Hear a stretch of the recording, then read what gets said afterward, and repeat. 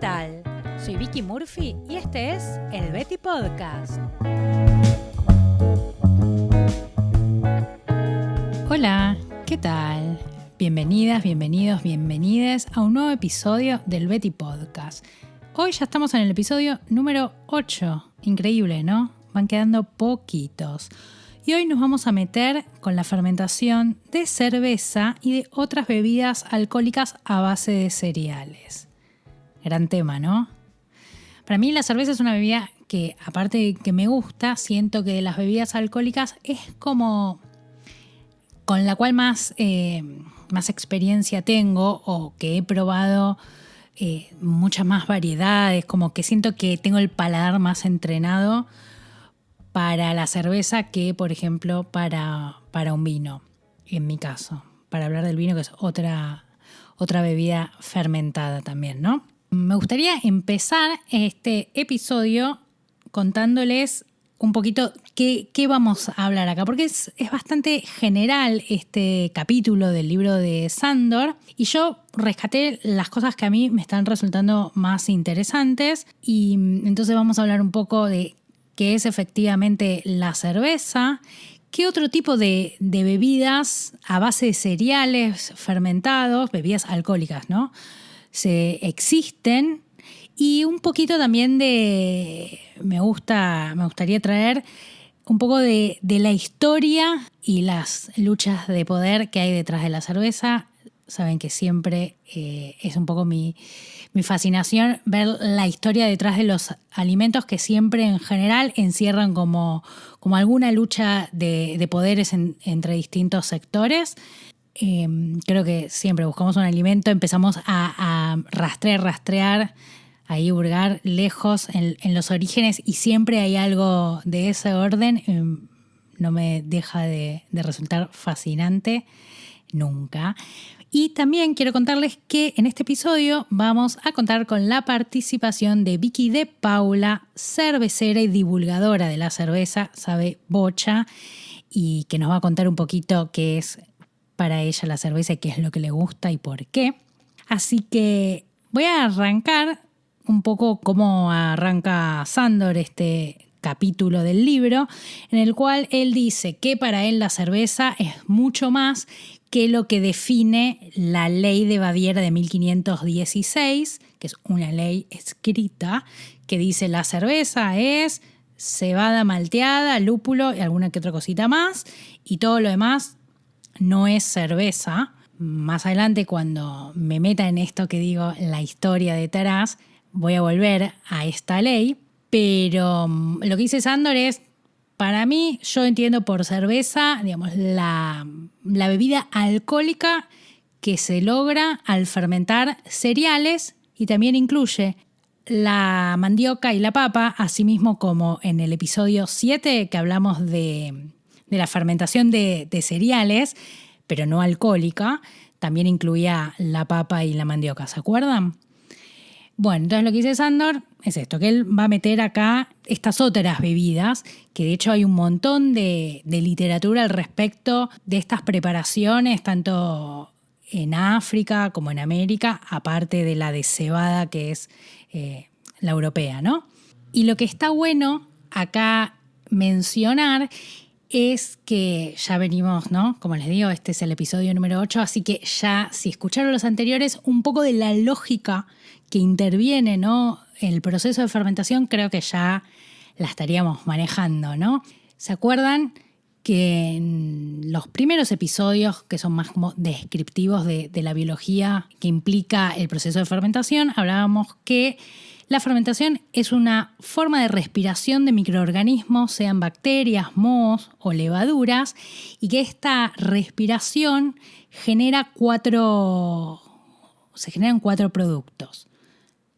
El dióxido de carbono, el ácido láctico, el alcohol y el ácido acético, más conocido como vinagre. Según qué estemos fermentando y en qué condiciones, van a primar algunos de estos productos por sobre otros. Incluso también pasa que según el tiempo que estemos fermentando, algunas cosas se van transformando en otras, como es el caso del alcohol, que si entra en contacto con el oxígeno deviene en un vinagre. De esto hablamos bastante en el capítulo sobre fermentación alcohólica de frutas, ¿se acuerdan? Que hablamos de vino y de sidra. Entonces, y también hablamos en el episodio 7 sobre la fermentación de cereales. Pero ahí, ¿qué pasaba? Cuando fermentamos cereales, masa madre, por ejemplo, harina de trigo, ¿qué pasa? Sale un producto agrio. ¿Y cómo es que obtenemos la cerveza? ¿Cómo hacemos el alcohol? Si para hacer alcohol antes usábamos los azúcares de las frutas. Los cereales son hidratos de carbono complejos. No sé si sabían, si no se los cuento. Lo que pasa es que si ponemos a fermentarlos tal como están, se nos ponen agrios. Tipo, como todo lo que hablábamos de las cosas que podemos hacer en el episodio 7. Entonces lo que tenemos que hacer es un proceso enzimático con estos hidratos de carbono complejos para convertirlos en azúcares simples y ahí al fermentarlos se transformen en alcohol y no en masa madre, por ejemplo. ¿Y cuáles son las formas de hacer esta magia enzimática? Una, la más conocida, al menos acá en el mundo occidental moderno, es el malteado, que básicamente es germinación de los cereales. Otra forma, que es la usual en el mundo asiático, son los mohos. Y una tercera forma, mucho menos extendida en el mundo moderno, pero que sí se encuentran rastros que fue muy utilizada tanto en América precolombina como en África, es la saliva, mascar las cosas. Sí, gente. Entonces, lo que dice Sándor es que, que a lo largo de la historia y de las culturas podemos encontrar que se fermentaban los cereales con el fin de obtener bebidas alcohólicas utilizando alguno de estos tres métodos. Y que hoy por hoy, digamos, la bebida más conocida fermentada de cereales es la cerveza a base de cebada y lúpulo, como se desprende de esta ley de Baviera, que se hace en general con la cebada ya malteada. Muy pocos, de hecho, él habla de que fue a Bélgica y conoció una cervecería que hacen como el sistema tradicional, que maltean la cebada y que no le ponen levadura, sino que dejan que se fermente naturalmente. Esto que se llama fermentación salvaje, que lo hemos comentado en los distintos episodios según el tema de cada vez, pero siempre hablamos de que existe la posibilidad de fermentar salvajemente o de forma espontánea, o la otra forma es agregándole un cultivo preexistente. Esta forma de fermentar salvajemente está muy poco extendida en el mundo, obviamente en el mundo industrial no se hace así, se arranca de cebada ya malteada y se agrega la levadura, que ya está aislada, ¿no? Ese microorganismo ya está aislado, separado, y vos se lo agregás a tu cocción de cereal, ¿no? A tu mosto. Sándor dice que él lo que se propuso a lo largo de los años de su vida, tampoco es tan viejo, es probar hacer sus propias bebidas fermentadas a base de cereales, pero empezando como de cero, haciendo el malteado o germinado, usando los mohos y usando la saliva. Y un poco eso es lo que va contando en este capítulo del libro. Ya se los voy a adelantar, hizo lo de mascar con otra gente.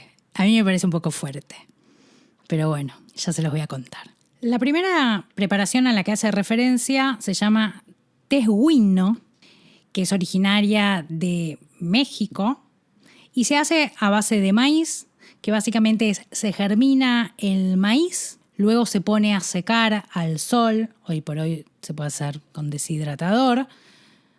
Incluso Sándor dice que él en su horno que tiene luz, prendiendo ya solo la luz del horno, con eso logra una temperatura baja, es decir, para no matar las bacterias, y ahí se va secando este grano germinado, que luego se machaca, se cocina este grano con agua, se va reduciendo, se va haciendo como una especie de jarabe, y luego le vuelve a agregar un poco de estos granos machacados germinados como iniciador, como cultivo, para que fermenten este líquido. Y así obtiene esta bebida, digamos, súper milenaria que se hacía en la región de México.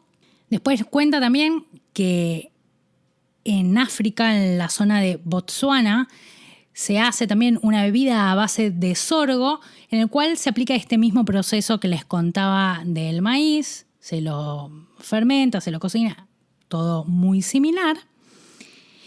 Y que en Botsuana, hoy por hoy, hay ciertas comunidades donde las mujeres siguen haciendo esta bebida con el método tradicional. Y hago la mención de que siguen siendo las mujeres porque después también vamos a volver a hablar un poco del rol de las mujeres en la creación de la cerveza y de todas estas bebidas, que también es importante. Y también menciona que en la región de Sudán hay una bebida conocida como meriza, que también es a base de sorgo, con la diferencia que tiene un tueste más prolongado, lo cual le da otro color y otro sabor a esta bebida.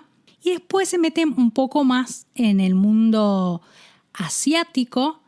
Como les decía, en Asia no se hace el malteado, sino que para transformarlo, el hidrato de carbono complejo del arroz, que es el cereal por excelencia que se usa para la producción de bebidas alcohólicas en Asia, se utiliza un moho.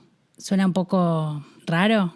No sé. Acá, al menos en Argentina, no está tan extendido el uso de mohos ni de fermentar con mohos. Es muy, muy de nicho, entonces no son tan fáciles de encontrar. Pero, por ejemplo, Sandor dice que él se compró un moho, un tipo específico, no tengo a mano el nombre, tipo por Amazon. Y así es que él hace su sake ahí en su casa, en el bosque de Tennessee, creo que era, ¿no? Eso lo hablamos en el episodio número 1. Bueno, entonces ahí cuenta que él probó hacer también cerveza de arroz y sake.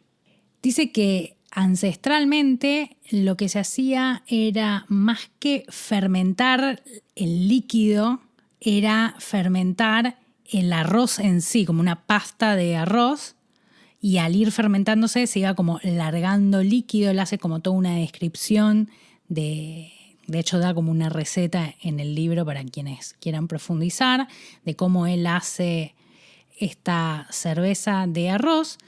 Y lo que cuenta también es que el sake, esto para mí fue revelador, porque yo ya había leído este libro hace unos años, pero ahora armando este episodio vi algo que la verdad que no había reparado o me había olvidado completamente, que es que el sake es también una bebida fermentada y que no está destilada. Yo pensé que sí, porque como es así tan transparentito, pensé que era destilado, pero no. Y aparte es de bastante graduación alcohólica, más parecida a las bebidas destiladas que a las solamente fermentadas, ¿no? Y él lo que dice que el sake, para que logre esa graduación, lo que se va haciendo es que se va como fermentando en etapas. Es un poco parecido el proceso, un poco nada que ver, pero un poco sí, a lo de alimentar la masa madre. Es como obtenés un poco, le pones un poco más de, digamos, como de sustrato, le agregas un poco más de arroz y de vuelta lo dejas unos días, lo volvés a agregar, así como varias veces. Y esto de ir como agregando nuevas tandas de cereal y del agente fermentador va haciendo que dé como una vida bastante diferente y que su graduación alcohólica sea muy superior a la de una cerveza, por ejemplo. Y que obviamente el sake que tal vez conocimos, no sé, en un lugar de sushi, qué sé yo, o algo así, o quienes han viajado a Japón probablemente hayan podido probar como mucha más variedad de esto, son bebidas que ya están filtradas, pero que totalmente se puede hacer también como sin filtrar, y existe también eso, el sake como más turbio y más espeso. De la misma manera que podemos ver cervezas, que hay cervezas súper claritas y cervezas muy espesas y oscuras, que tienen que ver también, ¿no? Con la diversidad de ingredientes que están en juego, el proceso y también el tema del filtrado. Y ahí ya hablamos, ¿no? Como de los fermentos a base de moho. Y el otro agente como de transformación enzimática que mencionábamos es el de la saliva humana. Chan. Él dice que hay una bebida que se hacía en parte del Amazonas y en otras regiones del Caribe a base de mandioca masticada, que después esa pasta se pone a fermentar y de ahí se desprende un líquido alcohólico. Y él trató como de buscar un poco de información y se ve que ahí en su rancho no conseguía las mandiocas y dijo más, sí, quien dice mandioca dice papa. Estaba dando unos cursos y propuso probar a la gente que asistía al curso hacer una bebida a base de papa fermentada con saliva. Y esto es así. Se hierve la papa, cuando ya está cocida, blanda, pero no deshecha, se la saca del fuego, se espera que se enfríe, te la metes en la boca, masticás un poco, pero no que se haga un puré. La escupís, acumulás todo eso y eso lo dejás fermentar cierta cantidad de días. Él lo que hizo como para acelerar el proceso fue agregarle un sobre de levadura y ahí, creo que dice que no sé si en 24 horas o 48, obtuvo una bebida alcohólica bastante agria que como que gustó sobre todo la experiencia de hacer y dice que solo una persona se la tomó toda.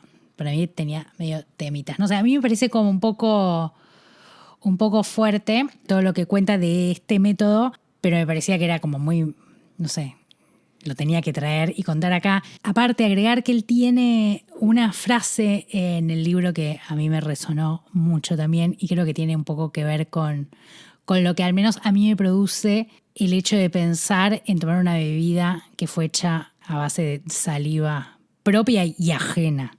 Y dice así la frase: nuestras experiencias conforman nuestras expectativas. Para mí va muy de la mano con esto que yo digo de construyendo el paladar. Como que en base a lo que hemos probado es lo que esperamos encontrarnos y lo que nos puede parecer tentador o no tentador.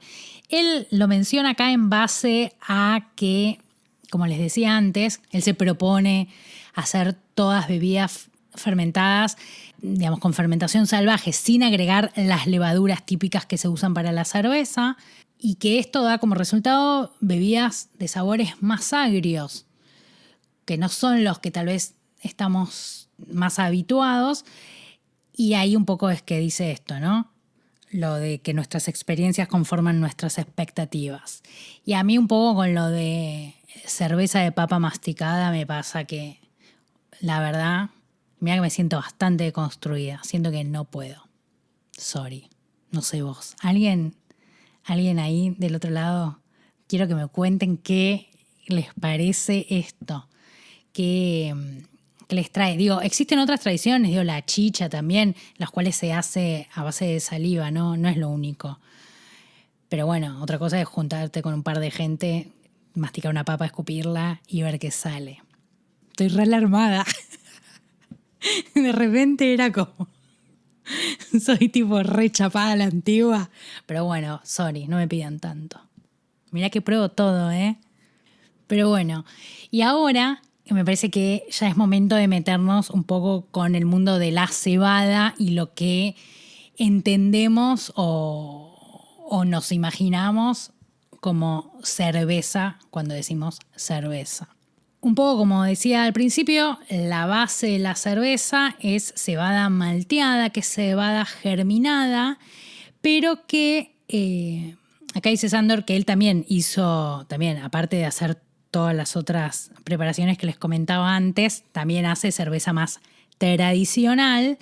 Y lo que él dice que hoy por hoy en toda entre incluso pequeños productores, medianos y grandes productores cerveceros parten de una cebada ya malteada, que realmente son muy, muy, muy poquitos los emprendimientos que hacen su propio malteado del cereal. Y cuenta que él, cuando hace cerveza de cebada, hace esta germinación en su casa. Y a diferencia de las otras germinaciones que, por ejemplo, la de maíz o la de sorgo, que se hacen más como del modo tradicional, no sé, como cuando germinamos lentejas. Acá lo que tiene la de cebada es que se hace con remojo interrumpido, que es que remojás 8 horas, colás, lo dejás sin agua si está en contacto con el oxígeno, después lo volvés a remojar 8 horas, colás, lo dejás de vuelta y así al menos unas 3 veces para que esté mucho más en contacto con el oxígeno, pero a su vez vuelva a hidratarse el cereal. Luego, una vez que se brota, crece el brote, se tuesta, pero como a temperaturas bajas, lo mismo que decíamos antes, para no matar las bacterias. Esto se seca, se muele y ahí se obtiene la malta, que es lo que luego se cocina y es lo que llamamos mosto. Se le agregan levaduras y luego el mundo de los lúpulos y demás agentes saborizantes para crear las distintas variedades, ¿no? Creo que ya hablando un poquito de esto, me parece que estaría bueno que ya escuchemos a Vicky de Paula y qué es lo que tiene ella para contarnos respecto de la cerveza. Hola, ¿qué tal? Mi nombre es Vicky Di Paula, soy cervecera hace ya varios años. Me gusta mucho, hacer la cerveza, tomarla y difundir también todo lo que es la cultura cervecera en general. Una de las cosas que más me gusta del proceso, es difícil porque justamente soy una enamorada de todo el proceso. Pero bueno, si tuviera que elegir uno, justamente es la etapa de la fermentación. Me gusta muchísimo porque es cuando el mosto que generamos, que hacemos, que cocinamos, se transforma en cerveza, porque hasta que la levadura no tuvo su paso justamente por ese mosto, en realidad no tenemos cerveza. La levadura es la encargada de generar el alcohol y el CO2 comiéndose, digamos, los azúcares que sacamos previamente de los granos. Y además, obviamente de ese mosto ser transformado en cerveza, sensorialmente se modifica completamente, ¿no? Es donde obtenemos, una vez finalizada la fermentación, se puede decir que obviamente según el estilo de cerveza vamos a lograr a tener los sabores y aromas casi finales, si se quiere. Casi digo porque va a depender si requiere o no de maduración, aunque sea de una o 2 semanas, ya les digo, va a depender del estilo. Y una de las cosas que más me gusta compartir y que la comparto mucho en mi Instagram es la diversidad de sabores, de estilos que tenemos en el mundo de la cerveza. No hay solamente 10 o 15 o 20 como las canillas que encontramos en los bares, en las pizarras. Hay más de 100. Entonces, y además de una fábrica a otra va a haber diferencias entre sus sabores y entre sus aromas y demás. ¿Por qué? Porque los ingredientes también tienen perfiles diferentes y según el perfil que elija la cervecera, el cervecero para hacer, va a modificar totalmente el resultado final. A lo que voy es que una IPA no va a ser lo mismo de un productor que de otro. Entonces, eso es lo que más me gusta compartir. Y además la cerveza es una de las bebidas que más formas de maridar tiene, justamente por esta diversidad de sabores y aromas y demás que tiene. Es una de las bebidas, más, a valga la redundancia, más tomadas del mundo. Sin embargo, es una de las menos conocidas en cuanto a su diversidad. Así que muchas gracias Vicky por invitarme y espero que les haya gustado. Muchas gracias Vicky por tus palabras, por sumarte. Pueden encontrarla en su Instagram, Vicky Di Pau. Igualmente en la descripción del episodio les dejo los datos para que la encuentren, la conozcan y vean toda la info que comparte, que está buenísimo. Y Vicky de alguna manera ya nos introdujo el tema que nos toca ahora, que es lo de los lúpulos. ¿Qué son? ¿Qué onda? La cosa es así, el lúpulo es una planta, a su vez tiene una flor. Cuando se seca esta flor es el lúpulo que se le agrega a la cerveza tal como la entendemos hoy, ¿no? Esto que decíamos un poco al principio, cebada, agua, lúpulo y eventualmente levadura. Pero no fue siempre así, ¿no? La cerveza existe desde, no sé, hace como 7.000 años. Hay registros de que los egipcios producían cerveza, aparte de todas las otras bebidas a base de un cereal fermentado, como las que les mencionaba antes, que ya se consumían, ¿no? Pero ¿qué es lo que pasa? Durante el Sacro Imperio Romano Germánico, estamos hablando del año 980 después de Cristo, hasta el 1800, que duró el Sacro Imperio, con una alta participación del clero, ¿no? Obviamente, lo que empezó a suceder es que se empezó a regularizar la producción de cerveza, sobre todo con el fin de cobrar un impuesto. Hasta ese momento, en Europa, asimismo como antes les decía lo de Botsuana en África, la producción de la cerveza era algo sumamente hogareño, tradicional, de las familias, de los pueblos, y que estaba como muy en manos de las mujeres, ¿no? Porque se hacía básicamente con hierbas, con plantas que se fermentaban junto con estos cereales, ¿no? Y ya sabemos, todo lo que es cocina, hierbas, planta medicinal, siempre estuvo muy asociado al ámbito de lo femenino, ¿no? La cosa es que acá el clero, se tomaba mucha cerveza en ese momento. De alguna manera la cerveza también era una forma de hacer potable el agua. Rarísimo lo que les estoy diciendo, pero pónganse en contexto, año 1000, ¿no? Había como muchas cosas que todavía no estaban garantizadas como ahora, por ejemplo el agua potable. Y una de las maneras de potabilizar el agua era fermentándola. Y así es que era como de uso muy, muy, muy común la toma de bebida alcohólica. Entonces el clero lo que quiere para cobrar algún tipo de impuesto empieza como a institucionalizar la producción de estas bebidas y como que tipifica las mezclas de especias y hierbas que se podían usar para fermentar los cereales, lo que se llama gruits. Una de las hierbas que se usaba, entre otras, era el ajenjo. Ya sabemos que el ajenjo es un poco medio un viaje, ¿no? Como que la podés flashear. Dejo este datito acá porque después lo vamos a linkear con otro, lo del ajenjo y lo de flashear. Entonces, claro, como para esta gente, el clero, como que empezó a regular la producción de cerveza, cobraba un impuesto y les quita a las mujeres el dominio de esta producción. Por otro lado, en la región de Hamburgo quieren decir, no queremos pagar este impuesto, no da. Acá tenemos estas plantitas, este lúpulo, ¿qué onda si se lo ponemos? Y empiezan a fermentar cereales, y el que más les abundaba era la cebada, con el lúpulo. Y lo que se dan cuenta es que les da una bebida bastante refrescante, sabrosita, aromatizada y sobre todo que el lúpulo era muy buen conservante.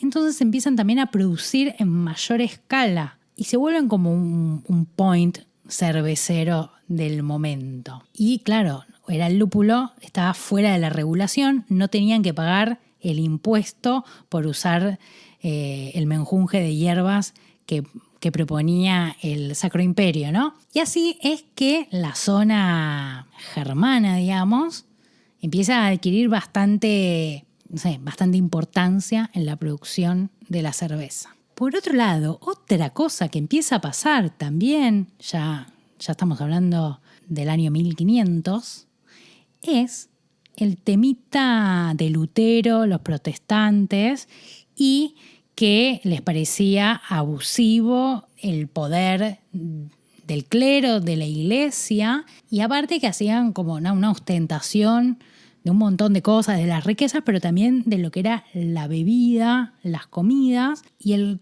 consumo de estas bebidas, las gruits que llamaban, con estas mezclas de hierbas, que aparte incentivaban mucho al espíritu. Acá recuerden lo del ajenjo que les decía, como que se pegaban altos viajes que no iban muy de la mano de la concepción religiosa que promovía Lutero, sus amigos y los protestantes, que era una cosa como más aquietada, más austera. Y el lúpulo se lo concebía como algo medio que te adormecía. Entonces medio como que de alguna manera Lutero se metió en la de la cerveza, digamos, de Hamburgo, ¿no? Como, bueno, esta es la que está en contra de la iglesia, que no paga el impuesto, como acá está la resistencia en el lúpulo.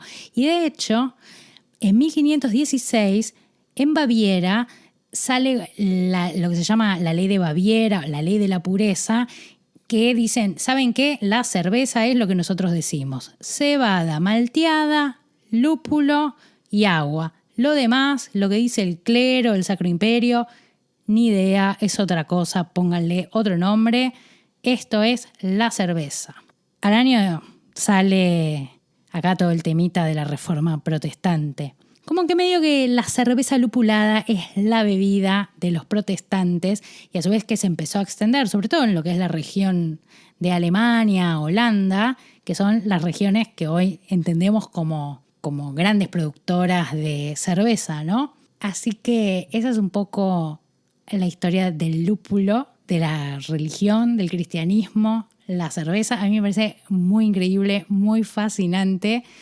Un poco esto, ¿no? Los protestantes que se terminan como casando con el lúpulo y de alguna manera es así que nos llega a nosotros hoy por hoy la tradición de que la cerveza es esta, ¿no? La que dice la ley de Baviera, cebada malteada, agua y lúpulo. De hecho, hasta el siglo XIX se fermentaba de forma salvaje. Recién con Pasteur es que se aísla la levadura y se le agrega la levadura seleccionada para la fermentación. Pero hasta ese momento, tanto la de Hamburgo y toda la región de Holanda, digamos, la cerveza protestante del lúpulo, la cerveza gruit del Sacro Imperio, más todos los otros tipos de bebidas fermentadas que comentábamos antes, se hacían con esto, fermentación salvaje.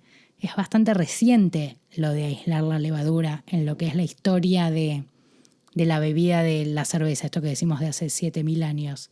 Así que eso es un poco lo que a mí más me fascina como de esta historia, que no quería dejar de compartirles. Y un poco para ir cerrando, quiero dejar acá un puntito con lo que es la destilación, porque lo menciona Sándor y me parece que también es un dato que aporta. La destilación es la concentración del alcohol que fue previamente fermentado. Es decir, todas las bebidas alcohólicas destiladas son, digamos, un paso posterior a una fermentación. No hay bebida destilada que no haya sido fermentada previamente. La destilación en muchos países está prohibida la forma hogareña porque se supone que acarrea ciertos riesgos, que es que no solo se produzca alcohol etílico, sino que se produzca también metanol, que es un tipo de alcohol que es muy nocivo. Por lo tanto, está como bastante controlado y regulado. Pero no quería dejar de darles ese datito. Y no me queda más que decirles que muchas gracias, que espero que les haya gustado este episodio. Ya saben dónde encontrarme. Siempre pueden mandar mensajes, comentarios en el Instagram o dejarlos acá si lo están escuchando en YouTube. Siempre existe la opción conectar. Y no me queda más que decirles que ahí nos vemos.